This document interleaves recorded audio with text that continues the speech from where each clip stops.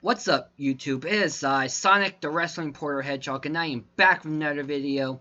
So today's topic for today is going to be about why Randy Orton is the perfect heel. Now, there are several great heels in WWE today, don't get me wrong on that. And that includes, I hate to say his name, Seth Rollins. He may be a douchebag sometimes, a cheater, just so he can win anything. But, however, Randy Orton remains the ideal heel. Here's why. Alright, I'm just going to say it. Randy Orton is the epitome of a perfect heel. Now, before you all come at me with pitchforks, take a moment to consider this. When was the last time a bad guy in the world of sports entertainment made you feel a roller coaster of emotions? I mean, true emotions. Not go away heat. Not he's mean. But actual rage, pity, confusion, and sadness. In a matter of minutes on Monday's episode of Raw, the Viper made us feel all of those emotions and many more. Edge's return to in-ring action at the 2020 Royal Rumble was, for lack of a better word, momentous. Here's a man who underwent triple neck fusion surgery and was told if he were to take even one more bump, he could end up paralyzed. So he steps back from the business he loves for 9 years, and all the while asking, what if?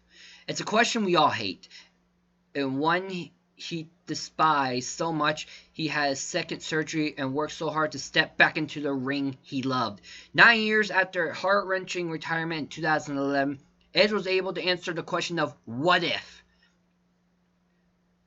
In doing so, reunited with his friend, his brother, his Rated RKO partner Randy Orton in the 2020 Men's Royal Rumble. The very next night, Edge made his long-awaited return on Monday Night Raw, cutting a heartfelt and emotional promo on what it took for him to be able to step back into the squared circle.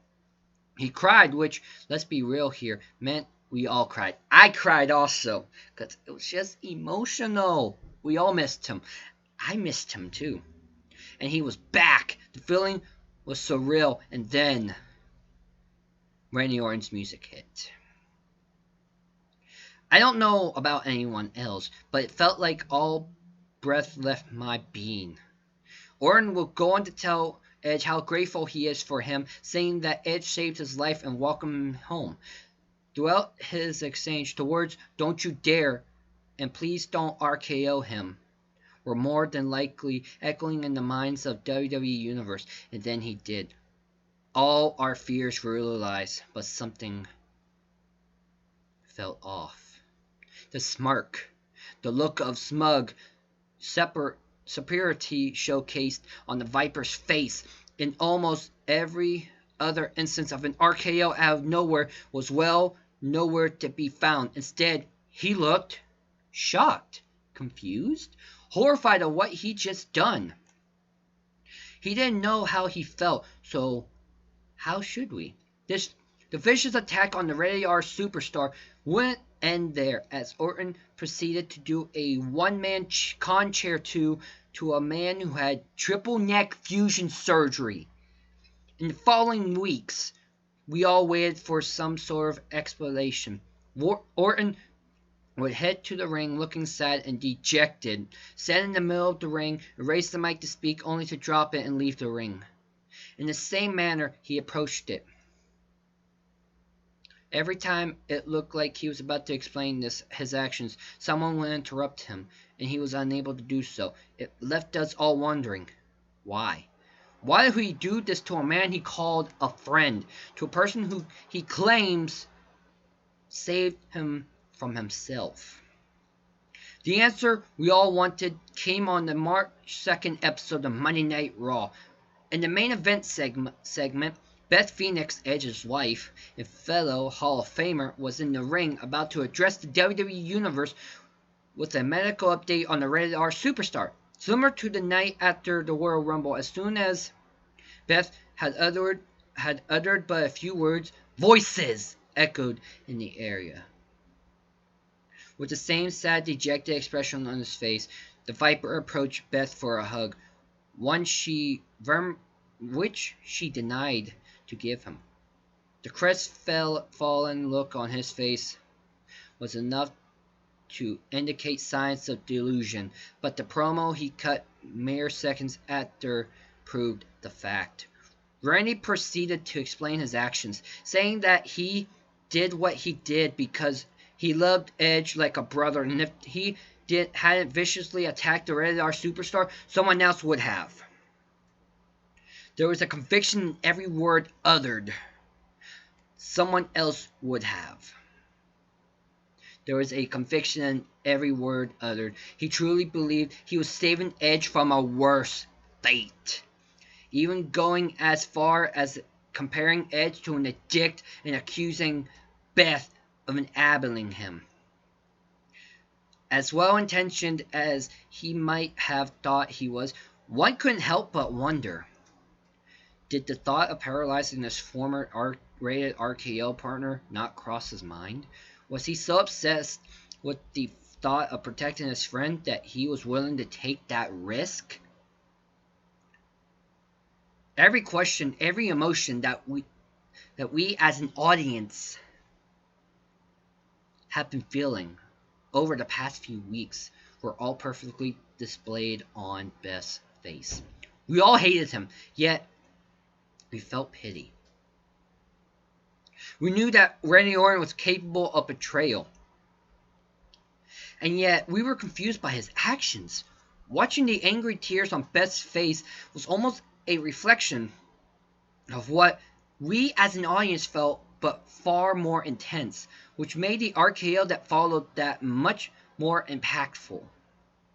Now, you may wonder why I took you down memory lane, so to speak. I wanted to remind you of every thought that crossed your mind during Randy's attack on Edge in the weeks following it. I wanted you to remember every single feeling of disdain and horror and confusion you experienced. Do you remember the last time a heel on WWE made you experience all of these emotions? Sure, at some point we felt one or two of these emotions, but when was the last time you felt a cascade of emotions regarding one man's actions? Hard to remember, isn't it? This is why he is the perfect example of a delusional heel, and why come WrestleMania, we are going to enjoy every single second of Orton getting what's coming to him. Now, here's my thoughts on this. What I just discussed with you guys. If Randy Orton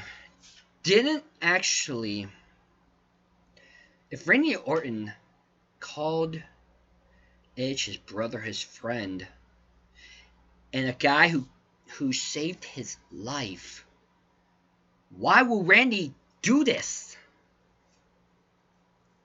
I mean, it's like what I just told you guys. Was he actually willing to take the risk of paralyzing his brother, his best friend, and a guy who saved him by himself? What kind of a person would do that? A guy named Randy Orton. For crying out loud. Now, this is just a theory. This is just a theory I have. Randy Orton did what he did to say, I want a match with him at WrestleMania. Because ever since Randy Orton did what he did to Edge on Monday Night Raw the day after the Royal Rumble, there's been posts like crazy with rumors saying Edge versus Randy Orton at WrestleMania. One post I looked at said the Viper versus the Rated R Superstar. WrestleMania 36. Make it happen. I'm like, what's the point? I mean, it's like what I said. If Edge takes another bump, he could be paralyzed. And I believe that Randy Orton did that just so he doesn't compete no more. We all were excited for the fact that when Edge came out at the Royal Rumble, we were all full of tears, emotion, joy, and we couldn't stop screaming. I mean, I wanted to cry because my favorite superstar was back. So, why? Why, Randy? Why'd you do what you do? Why did you do it? In my opinion, we will never know.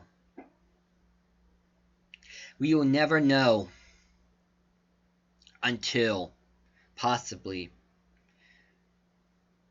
next month. Don't know. Or possibly 2 weeks before WrestleMania. Because WrestleMania, if it doesn't get canceled due to the coronavirus, we may actually see it next. We may actually see that match. In my opinion, if that match actually does happen, Edge needs to win it. Get revenge. Because, let me just say, this storyline is better than the Rusev and Bobby Lashley and Lana storyline. I'm just saying.